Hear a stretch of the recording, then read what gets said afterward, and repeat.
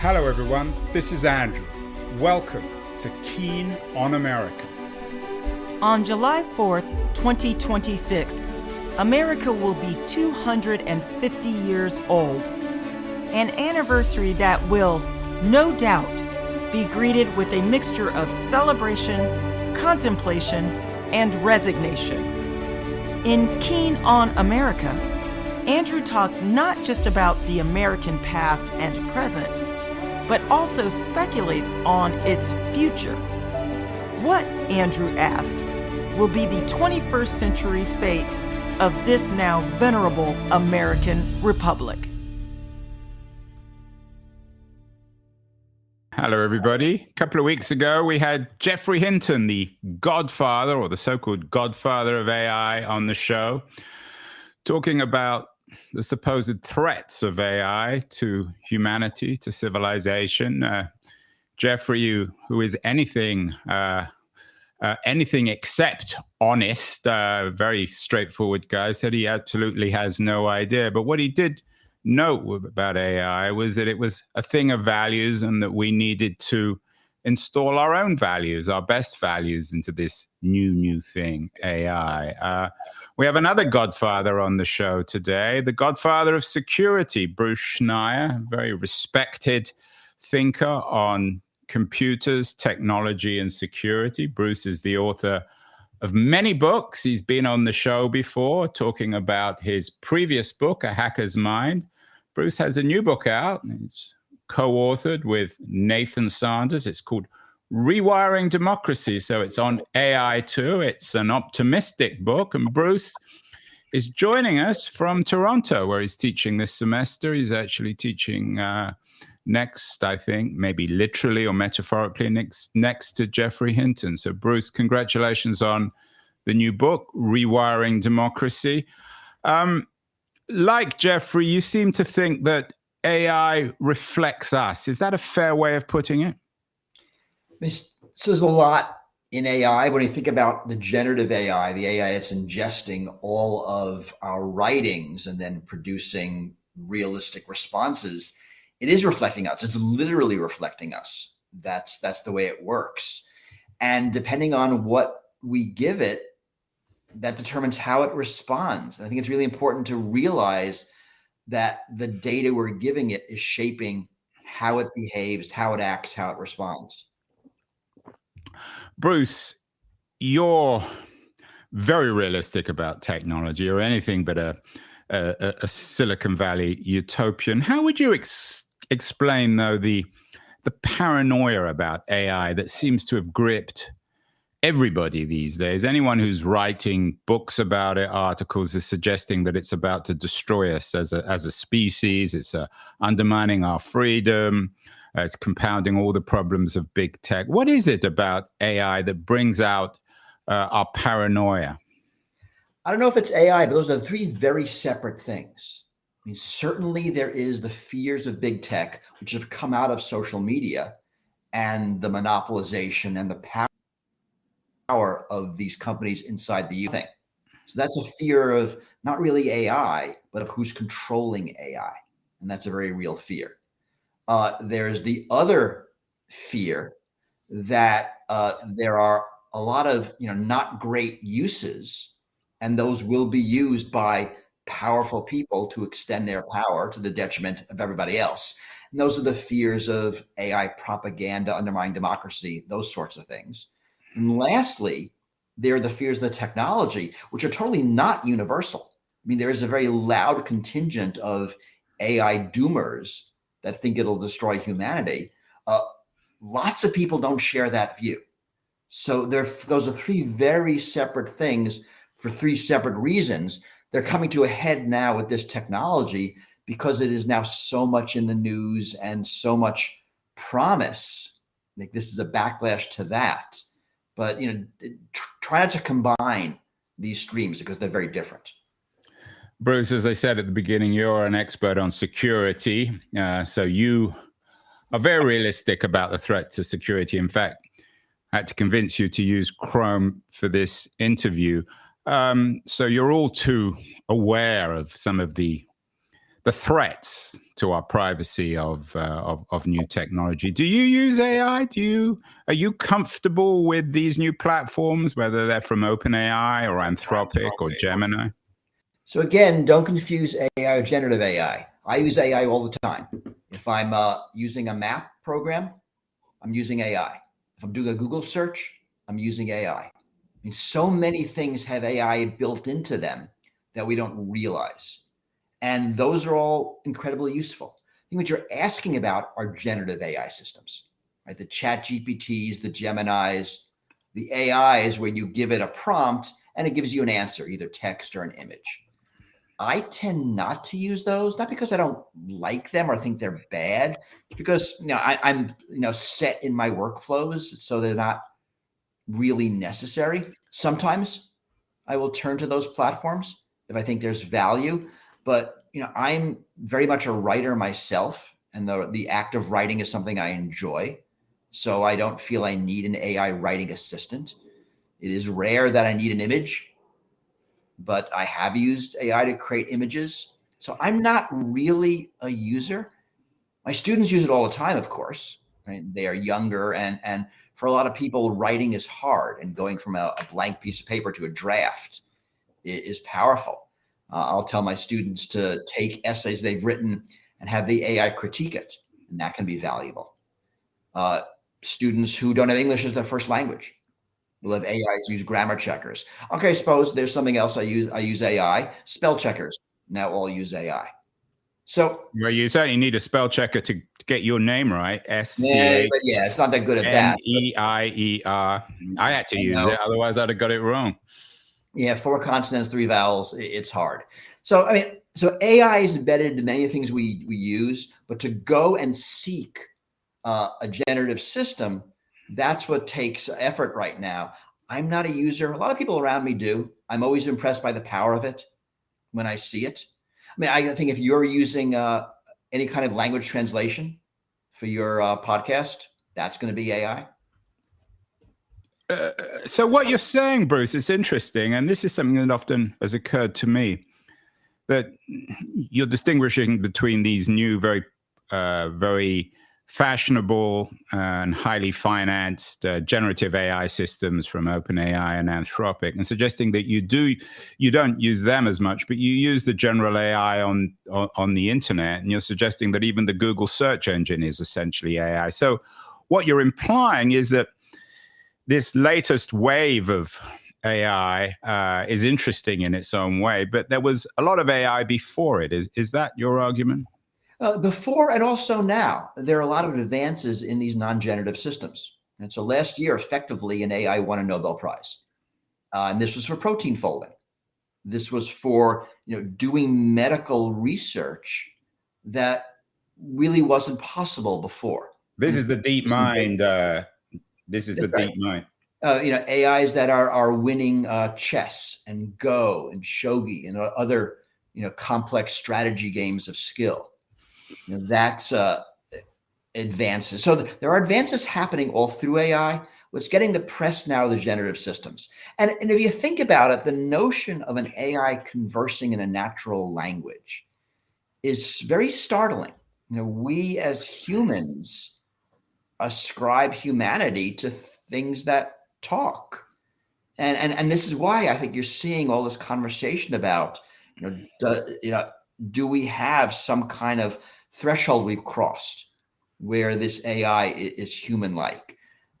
It is very human-like. Language is human-like. It's what we associate with being sentient, with being intelligent. So of course, we're going to notice and talk about and fixate on the language abilities of these new AI systems. We've had Gary Marcus on the show, one of generative AI's great skeptics. I'm sure you're all too familiar with Gary, quite a character. He argues that the current generative AI is miles away from AGI. What's your take on this whole AGI debate? Is it a distraction? Is it helpful? I think it largely is a distraction. And, sort of what we mean by AGI, I think, is AI as we see it in the movies. Data from Star Trek or C-3PO from Star Wars, right? I mean, a an AI that is fundamentally indistinguishable from a person cognitively. I think it largely is a distraction that, it's a goal because it's something we can imagine. But these specialized systems, is the AI going to be a good or bad therapist? Right? Short answer, right now, it's a bad therapist. But we can imagine it being a good therapist or travel agent or financial advisor. That these are much more achievable, they're more limited, and they're also more useful. The question to ask is how far away we are from any of these systems, being effective. And there are sort of two things to think about. One is, are these generative systems going to get better? And here, the researchers don't know. I mean, one trajectory is these systems are going to get better and better as they get more data and more compute. So they will become just more capable and more indistinguishable from humans. The other is that, this is generative AI. We've seen its trick. We're kind of done. And we need some sort of other fundamental science to move forward. And we don't know which one of those is true. It could be either. The second thing to worry about is security. Right now, these systems are vulnerable to what we're calling prompt injection. So the ability to manipulate them surreptitiously through their input, through commands, all sorts of ways. And right now, these systems are all untrustworthy in this way, that they cannot distinguish commands from data. Data can be manipulated, and they're all vulnerable to attack. So we would not ever trust an AI with, let's say, answering our email, because it could receive a malicious email and do what that malicious email says, and we would never know. And we don't know how, with current technology, to prevent that. So those are the two limiting things right now. They're both significant. You brought in the T word, Bruce, trust, which gets us, I think, in many ways to your new book, Rewiring Democracy. Ultimately, would it be fair to say that democracy works when we trust it, and perhaps it trusts us, or whatever the it is one of the problems with particularly American democracy in the 2020s, is that we no longer trust it, and perhaps it no longer trusts us? I think trust is a real important factor in any public system, and certainly eroding trust in the mechanisms of democracy and then the results of democracy, I think, are rising, pretty much around the globe. Interesting question is how technology plays into that. So, let's imagine, and we do this in our book, a couple of different systems. Let's imagine an AI that is making parole decisions. Now, these exist, and they've been proven in the past to be horribly racist, but we can imagine ones that are better. And in order for that to work in society, we all have to trust it. So there's an example of an AI that, unless it's trusted, is not going to really have a place in a democracy. So contrast that with an AI that is being used as an assistant for a politician or even a judge. And we've had examples of both of those as well. And in those cases, the only person who has to trust it is the individual.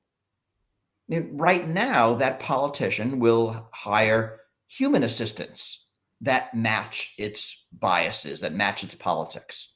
That judge will hire law clerks that match its biases. So we don't need broad trust in order for those systems to be used, just that the individual trusts it. So trust in sort of any system is very context dependent. We have systems that we all have to trust, like the election system. And we have systems that individuals have to trust, which would be their personal assistants. So trust matters, but in very different ways. And how it plays out in technology is different.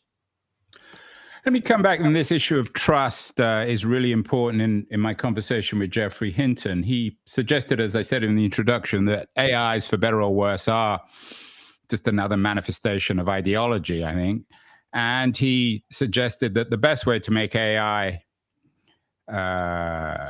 good, secure our future as a species, was to give it female values, whatever female values means. We didn't get into great detail. I'm sure that Jeffrey will come out with a book on this subject. There is another school of thought on AI which suggests that once we create this AI system that knows everything and is a perfect mirror to us, that it will do away with ideology, that it will be objective. When you think about the way in which AI can rewire democracy, do you think about it in terms of having an explicitly ideological system, one that promotes values, maybe the value of female intuition? Or do you see it as a technology that can ultimately create a perfect mirror that will be truly objective, if that's possible? I don't know if that's even a thing. When you think of perfect mirror, it's perfect mirror of whom? When you think of values, it's whose values? We don't have just one value system. It isn't a matter of, we just do the math and then we get the correct system of values. There are legitimate debates in human society about, which values are correct, which values are paramount. Most of our politics are about what happens when different valid values come into conflict. Right? I mean, is your right to quiet more important than my right to make noise? And at every scale. So you can't look to these systems to solve fundamental humanity problems, because they are real human problems. And the act of a democracy is figuring this stuff out. There isn't really a right answer. I do think values will be embedded into these systems. And in a sense, that's the same way as saying biases. A value is just a bias that we like. A bias towards kindness or justice or equality. And if we don't like it, we'll call it a bias because it's not something we want. So we're going to have systems that mirror different value systems. And I think that's going to be okay. People will choose the ones that reflect them. If it's going to be in some greater system, there'll be some societal system of choosing which value system. I don't think you transcend values, because I don't think they're transcendable in any way. And I don't know if any of us want the AI to just tell us what to do. The whole point of a democracy is for us to figure it out. And that act of figuring it out is equally important as getting to the answer. If we're just told the answer, that's not a democracy, even if it's the same answer. And that, of course, was the foundation, supposedly, in theory at least, of American democracy.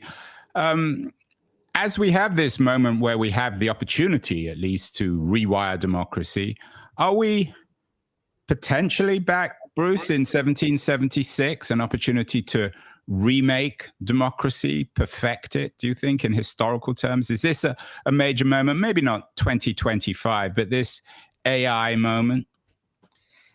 I don't think so, because that's not a technological moment. The notion, and actually, objectively, it's probably a good idea. We've built modern democracy using the best technology that, as you point out, mid 1700s technology could invent, right? I mean, because travel and communications are hard, we need to pick one of us to go all the way over there and pass laws in our name. The system wasn't really designed for 21st century technology. We see it fraying in all sorts of places. And the notion of starting over and building a system that is truly a democracy in the 21st century, whatever that means, sounds like a great idea. It also sounds like a terrible idea. Right? We can imagine all sorts of powerful people and groups and interests working to shape that so that it's not fair and just, but it reflects whatever they want. I don't know if we're in a world where we can do this in a way that the power doesn't co-opt the system. So as a thought exercise, I think it's a great idea. As something to do in 21st century United States right now, seems like an awful mistake. Now, that makes it difficult. That means we are stuck with our mid 1700s technology.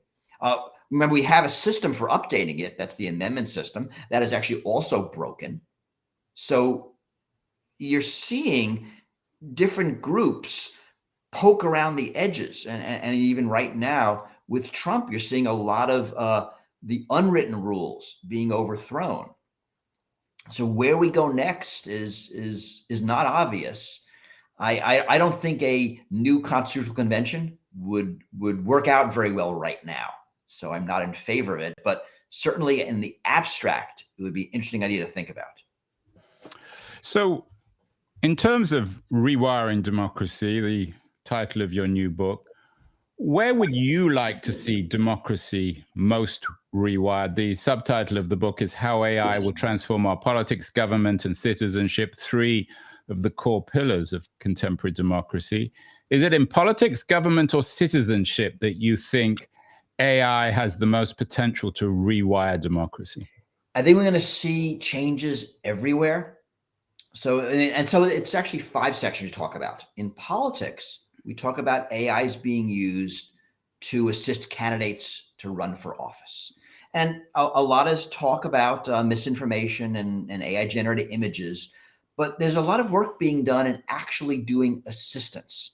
And I think less at the national level and more at the local level, where politicians just don't have staff or support or budget. And AI assistance will allow more people to run for office. It seems like an unmitigated good. We talk about AI being used in polling, being used in all sorts of areas of electioneering. So I think there'll be changes there. Although, just to jump in here, I mean, one could argue that it will enable politicians with the resources, the money, the knowledge to recruit huge teams of AI experts. So in a sense, it might reward the wealthy or the well-connected or the most sophisticated technologically. And you'll see this dichotomy everywhere. The question is, will the benefits of the technology be broadly accrued across society, or will it accrue to the already powerful? So will it help make us more equal, or will the rich just get richer? And in every one of these use cases, we don't know. I want I would pendulum to swing towards more equality, and there are ways to make that happen. But you're right. If in fact these technologies are limited by money, by power, in other ways, it'll just make the already powerful even more powerful. But here, the tools that we're seeing do have the potential of making it easier to run for office. So let's move to lawmaking. We're seeing a bunch of assistive tools to help lawmakers create laws. So do the act of writing laws and helping them get passed. Not just the US, France has an AI model. Chile has AIs that are doing these sorts of things.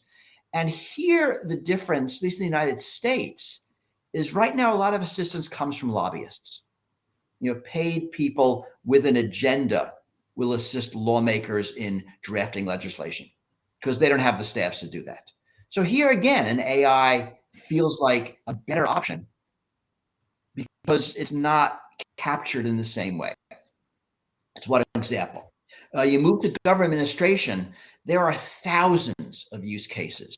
The Biden administration, before he left office, there was a report where there are a couple of thousand of different areas where AIs are being used. And there are things like helping the patent office figure out prior art, to automatically looking at government documents and understanding them. I saw one piece of research where AI was helping figure out which environmental plants for humans to audit. The option was we do it randomly, or the AI tells us which plants are likely to fail inspection. So they're a positive use case. I'm guessing you're probably not a big fan of Elon Musk, although he promised to do this with his short-lived, rather disastrous Doge. Are you in the Jen Palka camp in terms of the potential of AI to reform government? I am in the Palka camp, and the difference between her and Elon Musk is she looks at the specifics. It's not about a big AI doing random things. It's about using often non-generative AI in specific areas to help humans solve specific problems. And here again, there's a difference between, does the AI replace the human or augment the human? Generally, right now, systems where the AI helps people are better systems. So I want to move now to the judiciary. And here we're seeing AI in a lot of different areas. Judges are using it to help understand precedent. Attorneys are using it. And I think there's going to be a lot of changes here. Here we're seeing generative AI cause all sorts of problems, but I think there's huge potential. And then lastly is citizenship, where AIs are helping people organize and reach consensus. There's a lot of uses within unions. There are a lot of uses among NGOs that are trying to organize movements. We're seeing, at least theoretically, Taiwan has a system where AI is helping citizens engage with democracy. Massachusetts, there's a program called MAPLE, which helps citizens write comments to legislators about legislation. Make.org is a European AI system. It's used in Germany. About 500,000 people got together and debated a political issue. So here again, we're seeing a lot of nascent systems. These are not generative, generally. Some of them are, but they're helping citizens be better citizens. So they're sort of extended high-tech versions of citizen assemblies. And and here in a lot of these instances, the AIs aren't doing anything humans can't do. But the problem is we don't have enough humans to do it. So they're increasing the scale of a citizen assembly by allowing for virtual convening of 500,000 people, which if we had the human moderators, we can do it, but we're just not going to. Bruce, I wonder whether there's a contradiction. This is all very interesting when it comes to citizenship. On the one hand,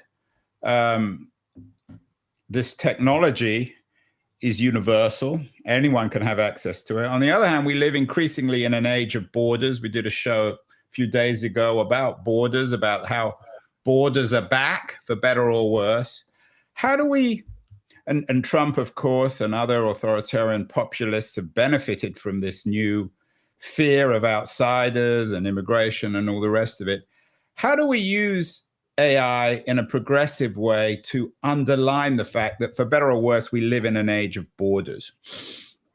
You know, I think that comes back to trust, sort of where we started, and we see this with AI systems. We saw this with DeepSeek. You know, would you trust a Chinese AI? I mean, similarly, you know, would China trust an American AI?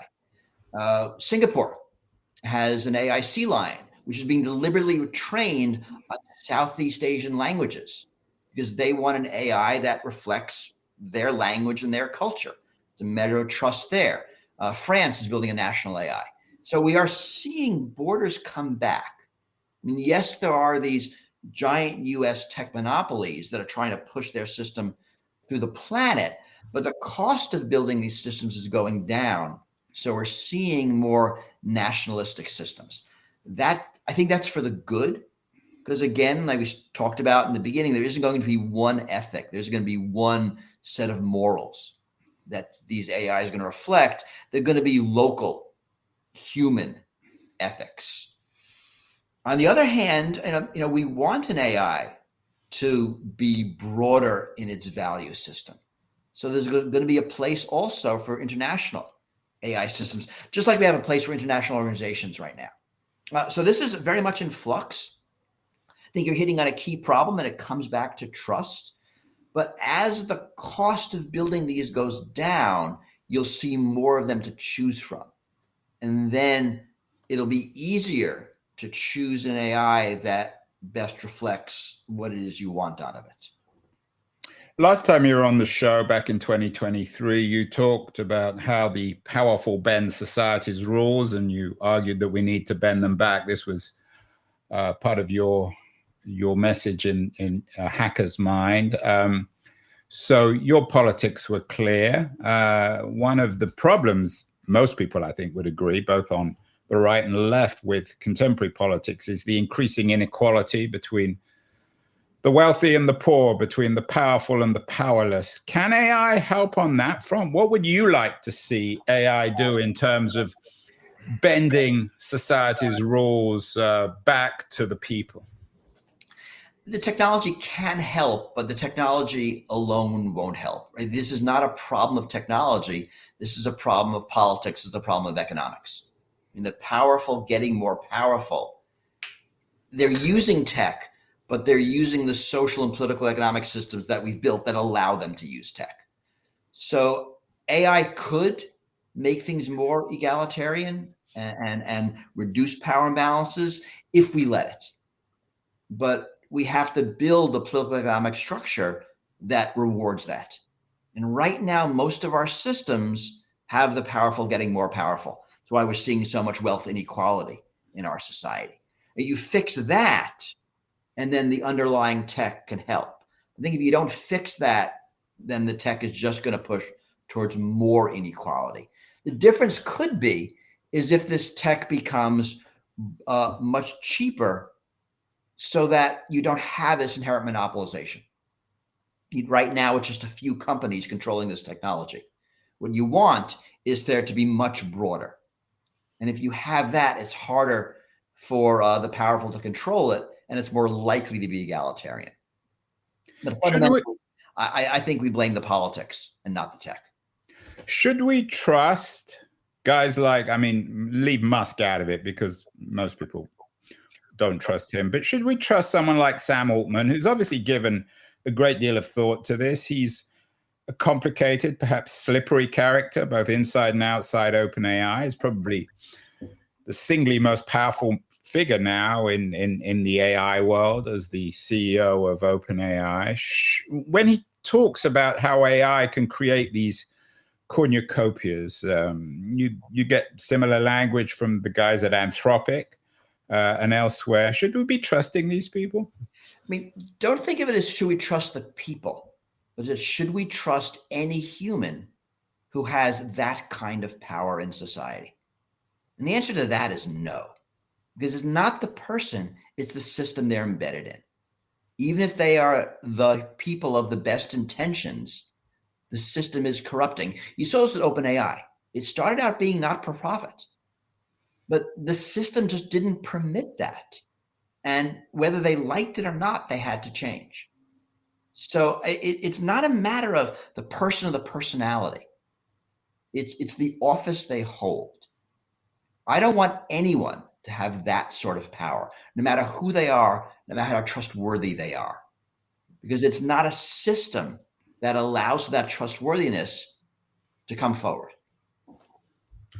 Your book is optimistic, unusually optimistic. You cautious optimism, a very erudite, well thought out optimism. Ultimately, though, and this often happens with these kind of books, Bruce, is you suggest that the choice is up to us. It's our agency. It's in our hands. But we're back to the old chicken and egg problem. Your promise of rewiring democracy is to give us more agency. And you suggest that to do that, we need to manifest agency.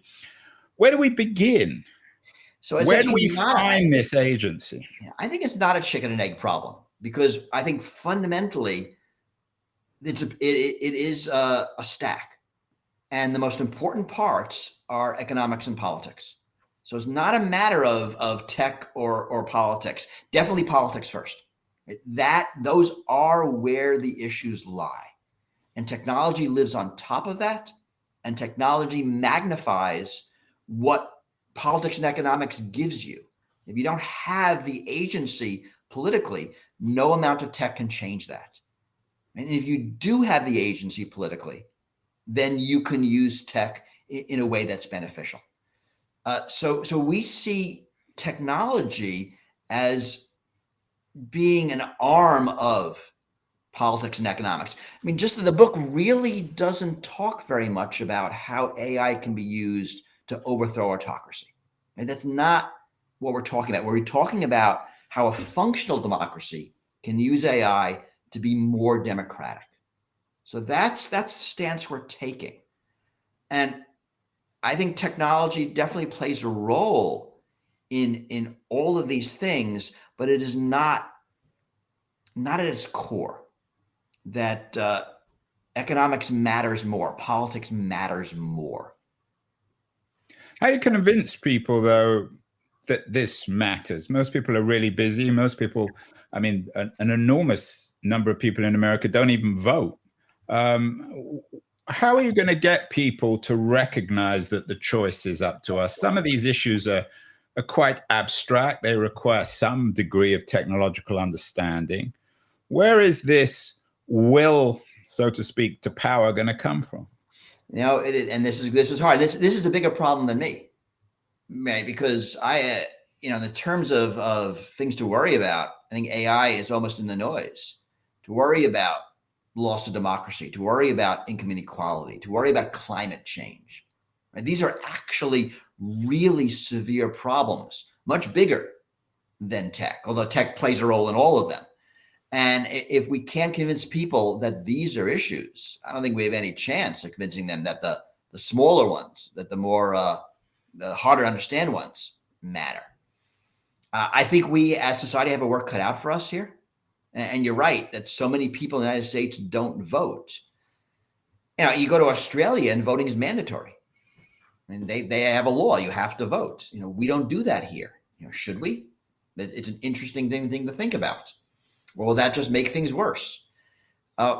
We are definitely in a world right now where we have, global problems that are immediate and need solutions. And our institutions are certainly not up for the task of solving them.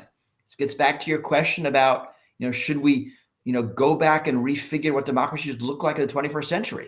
We kind of really need to, yet we're not equipped to do that right now. I think you're asking important questions bigger than the scope of the book, things I think about, things that are worth talking about, things that a little bit I talk about in my previous book on hacking these systems. And it's, I think these are our challenges as democracies in the first half of the 21st century. You mentioned Chinese model, which isn't a democratic system. We've done a lot of shows on the viability of a Chinese model, top-down system, addressing stuff like solar energy and reforming government and society, which America is struggling with.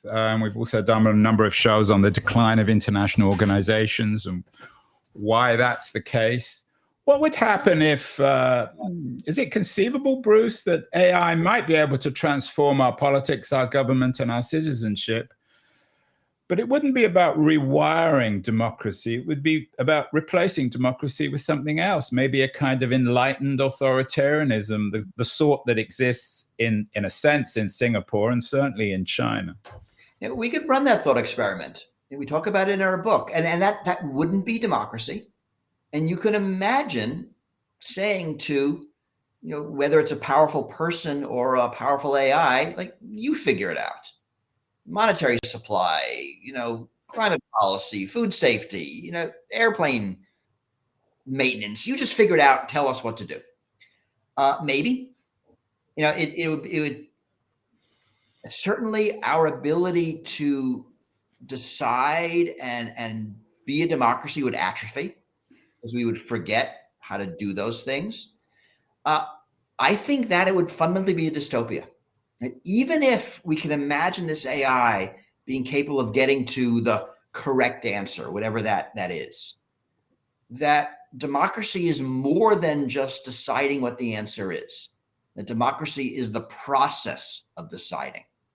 And that if we lose that process, we're no longer in a democracy. We're no longer in control of our future. So that even if we can imagine an AI or a brilliant human who can just give us the correct answer, that isn't better than the messy politics of figuring it out. As awful as that messy politics might be, I think it's essential. Final question, Bruce. Everyone should, of course, read your book. It's going to be published. It's the book you authored with Nathan Sanders. Nathan, I think, is going to come on the show in October, and it's published in October. The book comes with a rather fuzzy image of a Roman or Greek statue, which implies that I'm not sure it was your choice to put that image on the front, but it suggests that we might have something to learn from antiquity or history in general. AI is, of course, about the future. What can we learn from the past, not just from 1776, but perhaps from antiquity's experiment with democracy or other democratic experiments? In other words, in addition to rewiring democracy, what else should we reread or rethink in terms of making sense of what's happening in the 21st century? So first off, that's a statue of Athena, the goddess of democracy, pixelated, of course, for the 21st century. And I think there's a lot of course. Why, Sorry? of course? Why? Yes. Well, I mean, Athena is the goddess of democracy. So it's the problem. No, I take your point about Athena, but why would it be? Why is it, of course, pixelated? Why should we be pixelating? Because it has to look modern. I mean, so choosing a book cover is its own thing. Democracy is actually a hard topic to write a cover about because it's such an overloaded word. And I assure you, all the covers were weird, and we went with the best one we could think of. So that's kind of mixing old and new. That was the idea there. And I think there is value in thinking about mixing old and new, and not just Athens. There's a lot of democratic history throughout human society. Medieval towns were all about democracy. They voted constantly about things. Native Americans had their own form of democracy. You have democracy traditions coming out of Africa that are very different. And the thing to learn from that is that there are many different ways to do democracy. We tend to think that the United States model or the United States model and the European model are the only ways to run a democracy. There are many, many more ways. And the more things we can imagine, the more possibilities we can think of, the more options we realize that we have. Technology plays a part in that because technology gives us capabilities we didn't have before. We talk about speed of things, the scale of things, the scope, the sophistication. AIs can replace humans in certain ways, can augment humans in other ways, but knowing about the past, the present, and ideas about the future. I think there's a lot to be said for reading science fiction stories that talk about hypothetical democracies. Just give us the ability to imagine more possibilities. I think we're going to need that in these years as we think about all of these stressors on democracy and how to resolve them. I always like to end AI conversations, Bruce, by asking my guest how they would prove to our viewers and listeners that you're not a bot. How can we be sure that this Bruce Schneier is actually Bruce Schneier and not some AI version of Bruce Schneier? Well, so right now, AIs are still pretty bad at fingers, so I can move my hands around, and the fact that it works is good evidence that it's not an AI image generation. The text, I don't know. I mean, I tried to create last year a Bruce bot where I fed it all my writings and tried to get it to talk like me. Didn't do a very good job. So I guess, checking me with other of my writings and speakings would help provide evidence. But other than that, it's getting really hard.